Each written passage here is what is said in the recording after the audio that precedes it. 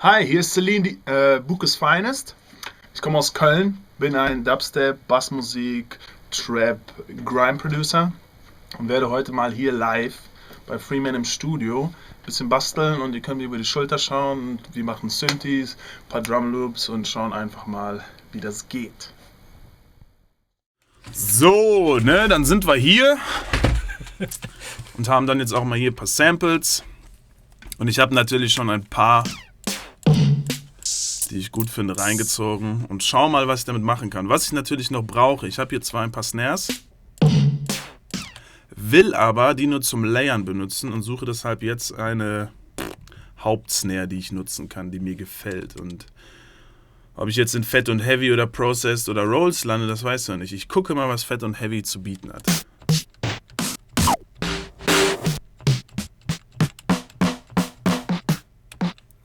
Das finde ich gut. Und während du die suchst, baust du dann schon Patterns auch? Ah ja, anscheinend. Sieh an! Offensichtlich.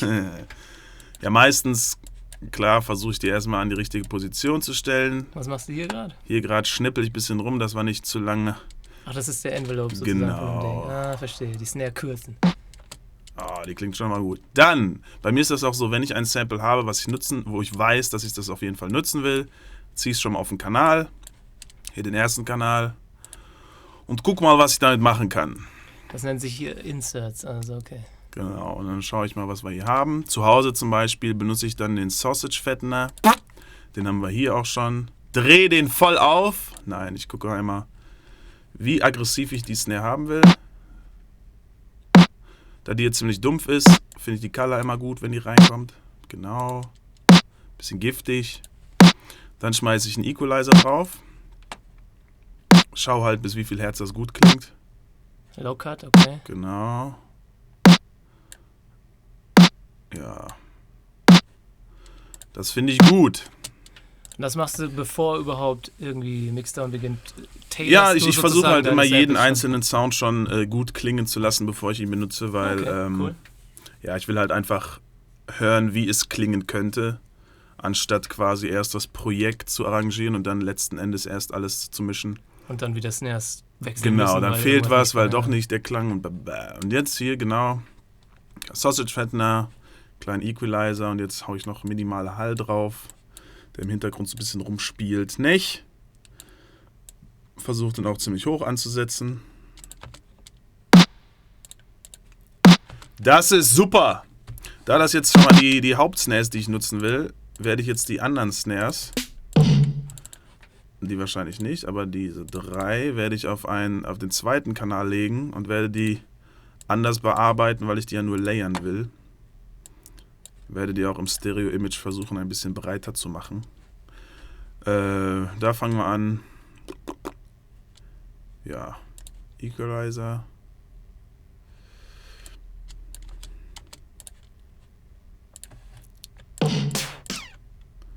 Jetzt höre ich mir die einfach nur mal an hier.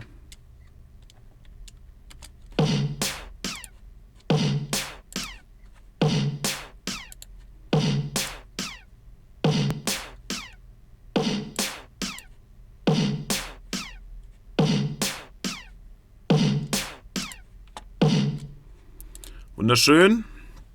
Mal wieder den Sausage Fattener, weil ich einfach finde, wenn ich schon weiß, dass ich einen, sagen wir mal, wobbligeren, aggressiveren Track produziere, dass ich da direkt auch ein bisschen aggressiver rangehe. Jetzt versuchen wir das mal so. Das finde ich besser.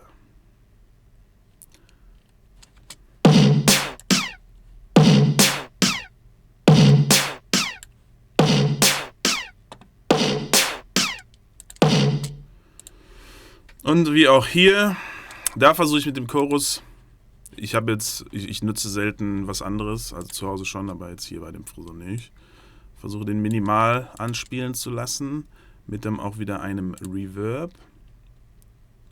Was erhoffst du dir von dem Chorus? Stereo-Basisbreite sozusagen? Ja, minimal. Okay. Dass ich, wenn ich die halt layer. Ja, ne? Ja, haben wir ja schon hier Snares auf jeden Fall. Ja, rockt.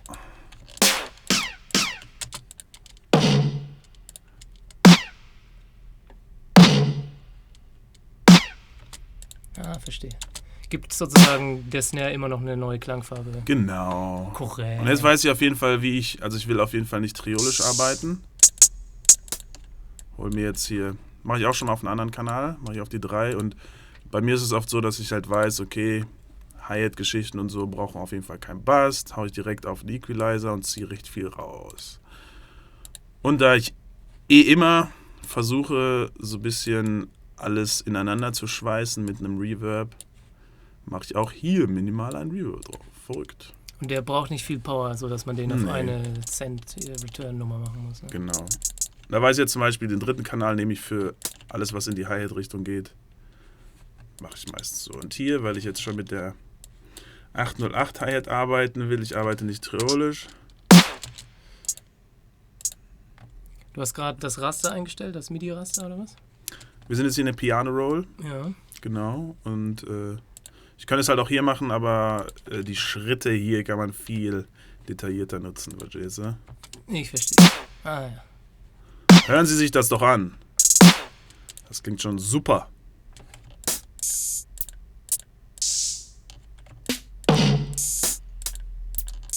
Nehmen wir den hier, packen wir auch auf die 3. Gucken wir auch, dass er dann kein Release hat. Was ich auch hier gerade sehe, was der Frizzle noch gar nicht hat, bei den Helpers, die Ghost Channels, damit ich sehe, was im Hintergrund noch spielt. Ist das nicht super? Ich sehe ja voll den Äffel-Trick hier wieder am Start. Und alles. Genau, dann sehe ich halt, was auf. Ich kann dann mit der rechten Maustaste Doppelklick und bin dann auf der Spur. Kann direkt weiterarbeiten. Und hier oben wähle ich dann wieder aus, wo ich war. Hoffentlich war es das, wo ich war. Na, das war es schon mal nicht. Das ist doch. Kann ich das hier auch löschen? Da waren wir. Oh, darf ich kurz eingreifen, was ich Wichtiges vergessen habe? Was haben Sie wichtig Ich störe dich mal wieder hier bei deinem kreativen Ding. Und zwar wollte ich gerne, dass die Leute sehen, was du drückst. Aha! Und das sollte jetzt, Moment, so langsam passiert sein. Da kommt's. Alles klar. Gut, danke.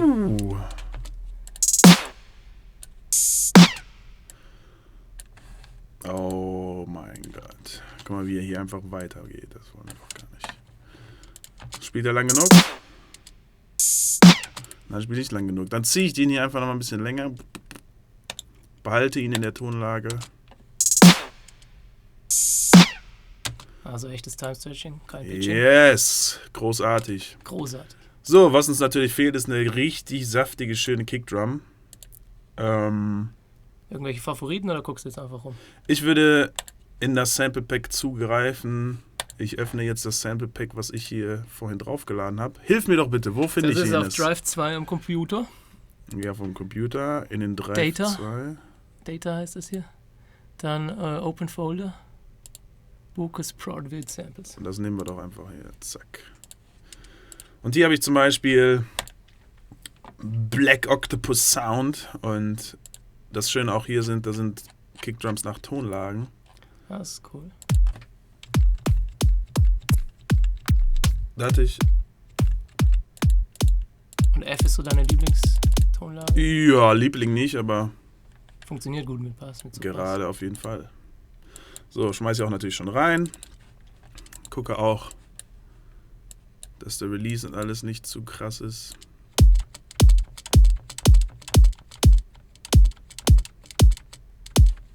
Ich finde auch die Kickdrum nicht so gut.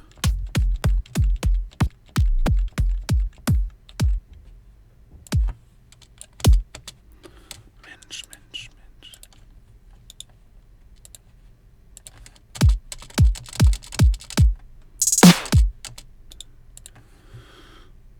Dann arrangieren wir die auch schon mal ein bisschen. Zum Beispiel finde ich hier super, wenn der auch wie die Hi-Hat, aber ich will, genau das werde ich bei der Hi-Hat auch machen, dass es leicht versetzt kommt. Tick. Kommt ein bisschen betrunken. Also leicht nicht im Takt. Natürlich nicht. So. Wir wollen alle super laut haben. Selbstverständlich. Okay. Finde ich super.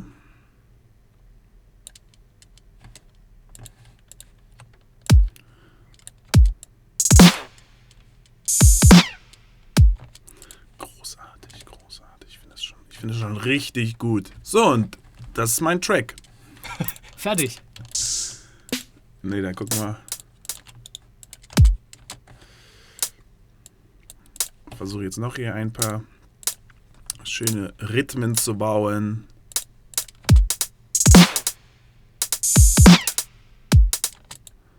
Hier sind wir auch noch nicht auf 3. Weil wir hier auch wieder okay, noch nicht so ganz langen Sound haben. Okay, dann. Aber ich mache das gerne. Ich versuche gerne bei Samples einfach den Release und alles wegzumachen. Falls da irgendwie versteckte, fiese Sounds sind, dann bin ich mir auf jeden Fall sicher, dass die weg sind. Aber trotzdem spielt das Sample so lang, wie die MIDI-Note dann im Endeffekt sein wird. Genau, das wenn ist ich nicht das... also die insgesamte Länge, sondern die... Wenn ich das Release oder halt den Sustain und Release anlassen würde, dann spielt es leider länger, als man es dann doch will. Auch wenn die MIDI-Note super kurz ist, verstehe. Ja, das wollen wir nicht. Wollen wir das? Nein, das wollen wir keinen nicht. Fall. Da habe ich jetzt den weggemacht. Das machen wir auch.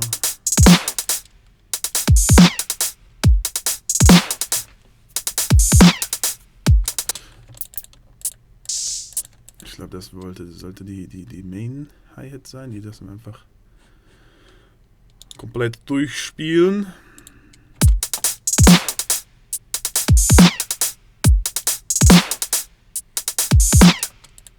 So, jetzt gehen wir zur Kickdrum. Die ziehen wir dann auf den 4. Kanal und hauen. Das ist jetzt ungewohnt hier alles für dich, ne? Ja, normalerweise würde ich hier suchst du den denn? Supercharger benutzen. Den haben wir sogar. Warum nehmen wir nicht den GT? Keine Ahnung. Der ist teurer. Ja, das ist aber super. Zack. Warm wollen wir es auf jeden Fall nicht haben. Punchig vielleicht? Punchig auf jeden Fall. Sidechain machen wir weg.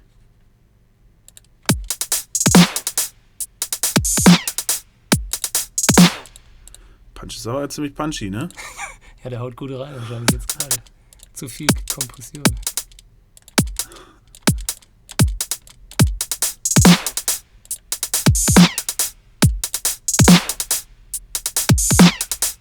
Probieren wir auch direkt mal doch einfach hier den Kompressor auf die Snare zu hauen.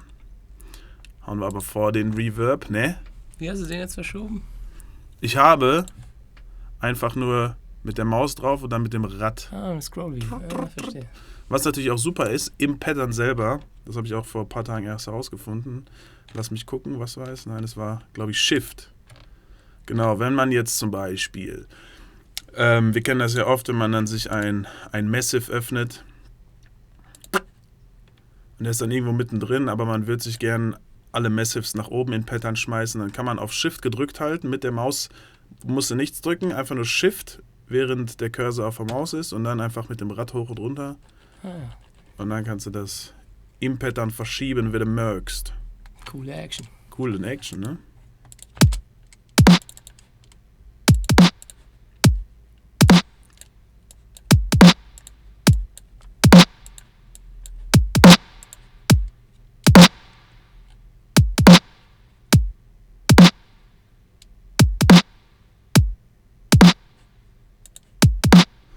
Finden wir gut.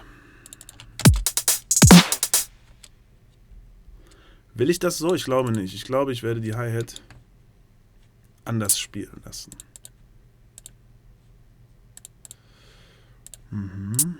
Wieder leicht versetzt. Zu viel versetzt. So.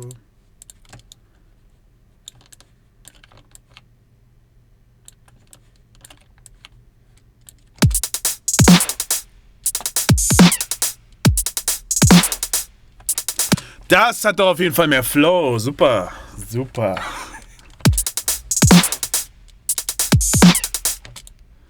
Jetzt machen wir hier noch so einen Rollen wieder rein, damit wir wieder in die 1 reinkommen. Den nehmen wir jetzt aber triolisch.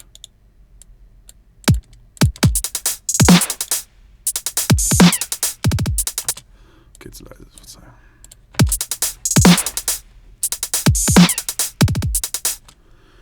Oh shit, der Kompressor.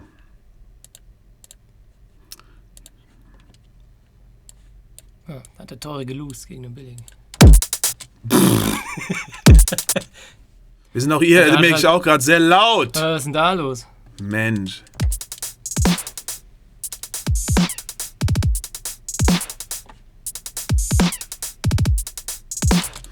finden wir doch super. Ja, dann würde ich sagen, haben wir schon mal den ersten Pattern, den wir uns hier direkt reinschmeißen. Variation ist immer super, also nehme ich den Pattern, Make Unique und habe einen zweiten, in dem ich direkt rumfuchsen kann.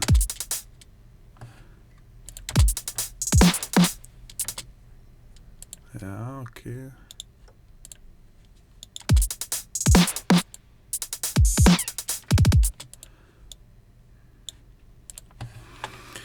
Jetzt hatte ich hier noch diese, genau die Emmel-Snare.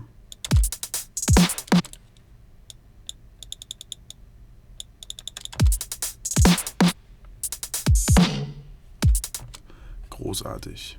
Großartig. Jetzt fällt mir ein, werde ich einfach noch ein Ride-Sample nehmen. Und will, dass das Ride-Sample gereversed wieder den wunderschönen Takt einläutet. Guck wieder, dass der Release nicht rumspinnt. Immer ein bisschen vielleicht. Okay. Damit es nicht knackt, vermutlich. Das bisschen. Das wollen wir auch nicht. Nee. Jetzt hier Trim. Nimmt er alles weg, was still ist, hoffentlich. Zu schnell, der Pinkler.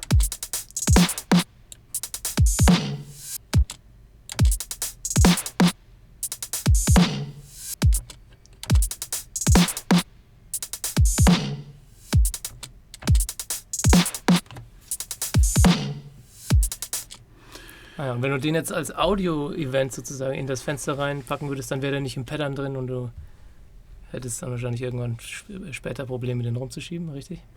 Ich weiß gar nicht, was Sie fragen. wenn du den als Audio-Event... Egal, ist egal. Lass dich nicht stören. Ja! Yep, das stimmt. Ja, dann ist ja gut. Nehmen wir aber nochmal hier und packen den einfach auf den ersten Pattern.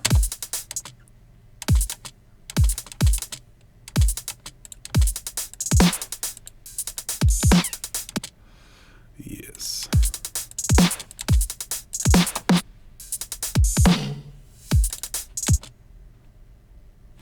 Okay, nee. Ich werde jetzt hier den LFO anmachen, weil dann hat er immer so einen schönen Effekt.